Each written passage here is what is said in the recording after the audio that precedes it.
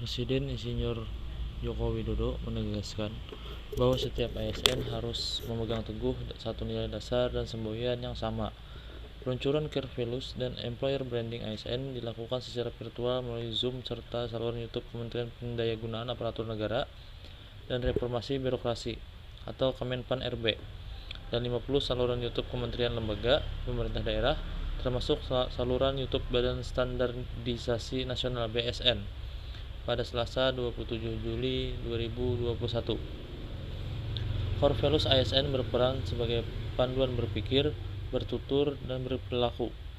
Adapun Core Values ASN diimplementasikan dengan kata berakhlak, yang merupakan akronim dari berorientasi pelayanan, akuntabel, kompeten, harmonis, loyal, adaptif, dan kolaboratif. Kemudian Employer Branding yang merupakan moto ASN dalam bekerja menggunakan semboyan Bangga Melayani Indonesia. Carvelo berakhlak dilatar belakangi oleh adanya penerjemahan yang berbeda-beda terhadap nilai-nilai dasar serta kode etik dan kode perilaku ASN yang tertuang dalam Undang-Undang Nomor 5 Tahun 2014 tentang ASN. Oleh karena itu, perlu ditetapkan satu core values ASN untuk mencarikan nilai-nilai dasar ASN ke dalam satu kesamaan persepsi yang lebih mudah dipahami dan diterapkan oleh seluruh ASN. Berbagai nilai-nilai yang ada di instansi pemerintah digabungkan dan dikerucutkan menjadi 7 nilai yang dapat berlaku secara umum. Dalam siaran pers kepresidenan pada 27 Juli 2021, disebutkan bahwa sejak lama setiap pemerintah daerah memiliki nilai dan semboyan sendiri sesuai dengan kekhasan daerah masing-masing. Menurut Presiden, hal tersebut memang memperkaya keberagaman daerah di Indonesia, namun lebih baik lagi bila seluruh ASN baik pegawai pusat maupun daerah mempunyai sifat dasar yang sama.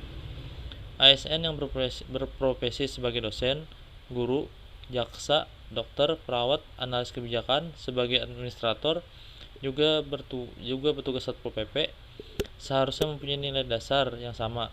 Bahkan pegawai BUMN dan pegawai-pegawai yang lain juga sebaiknya mempunyai proposisi nilai rujukan yang sama, kata Presiden Joko Widodo dalam sambutannya.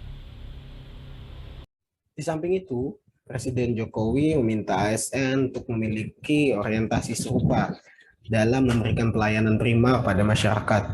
Presiden Jokowi mengatakan, ASN telah dilengkapi dengan kewenangan dan sumber daya yang diberikan negara untuk dapat melaksanakan hal tersebut.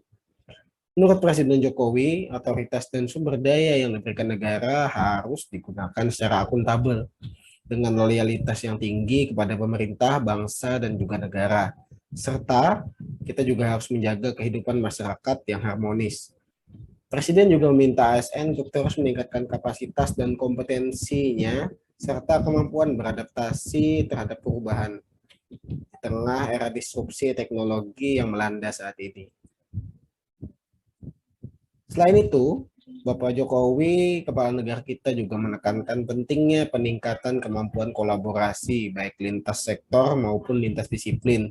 Dan di tengah dunia yang penuh disrupsi, peningkatan kapasitas dan kompetensi serta kemampuan beradaptasi dengan perubahan menjadi mutlak bagi ASN. Sebab banyak sekali masalah yang tidak bisa dipecahkan oleh satu dinas, oleh satu daerah, oleh satu kementerian atau lembaga, maupun oleh satu keahlian dan satu disiplin ilmu saja. Kolaborasi lintas organisasi, lintas daerah, lintas ilmu, lintas profesi menjadi sangat penting. Semua masalah selalu lintas sektor dan lintas disiplin. Jelas Kepala Negara kita Bapak Jokowi. Presiden Jokowi juga mengingatkan kepada seluruh ASN untuk terus bekerja sama dan menghindari adanya ego sektoral. Presiden mengatakan, saat ini dunia menjadi serba hibrid, serba kolaboratif, tidak boleh ada ego, baik ego sektor, ego daerah, dan ego ilmu. Sementara itu, Menteri Pendayagunaan Aparatur Negara dan Reformasi Birokrasi, Cahyokumolo, menyatakan bahwa pemerintah harus mendorong terciptanya birokrasi yang dinamis dengan tata kelola pemerintah yang bersih, efektif, efisien, dan tepat dalam pengambilan keputusan. Menurutnya, peluncuran ini merupakan momentum untuk mengakselerasi transformasi ASN di seluruh Indonesia. Cahyokumolo juga mengatakan aparatur harus lebih lincah dan inovatif, birokrasi digerakkan oleh sumber daya manusia aparatur. Karena itu, peran aparatur sangat signifikan bagi tercapainya tujuan. Jadi, urgensi pengelolaan sumber daya manusia aparatur harus dipercepat. Selanjutnya, kata Cahyo, ASN harus ikut bersama-sama TNI, Polri, BIN, serta elemen masyarakat lain untuk mempelopori, menggerakkan dan mengorganisir lingkungan masyarakat dalam mengikuti perintah dan anjuran pemerintah pusat maupun daerah demi percepatan penanganan COVID-19. Dalam siaran pers Menteri Pan-RB disebutkan dengan ditetapkannya core value memberikan penguatan budaya kerja ASN yang profesional sekaligus memudahkan proses adaptasi bagi ASN ketika melakukan mobilitas antar instansi pemerintah. Adanya satu core value yang berlaku secara umum turut memperkuat peran ASN sebagai perekat dan pemersatu bangsa. Menteri Pan-RB Cahyokumolo menyampaikan, kini pemerintah terus mendorong terciptanya pemerintahan yang dinamis melalui percepatan reformasi birokrasi. Reformasi birokrasi dilakukan sebagai ikhtiar untuk membuat birokrasi yang lebih adaptif, cepat dalam proses pelayanan dan pengambilan keputusan. Landasan teori, kebijakan dan manajemen ASN. Landasan hukum penerapan sistem merit di birokrasi pemerintah Indonesia didasarkan pada peraturan perundang-undangan sebagai berikut. 1. Undang-Undang Nomor 5 Tahun 2014 tentang Aparatur Sipil Negara. 2. Peraturan Presiden Nomor 11 Tahun 2017 tentang Manajemen Pegawai Negeri Sipil. 3. Peraturan Menteri Pendayagunaan Aparatur Negara dan Reformasi Birokrasi Nomor 40 Tahun 2018 tentang Pedoman Sistem Merit dalam Manajemen Aparatur Sipil Negara. 4. Peraturan Ketua Komisi Aparatur Sipil Negara Nomor 5 Tahun 2017 tentang penilaian mandiri penerapan sistem merit dalam manajemen aparatur sipil negara di instansi pemerintah.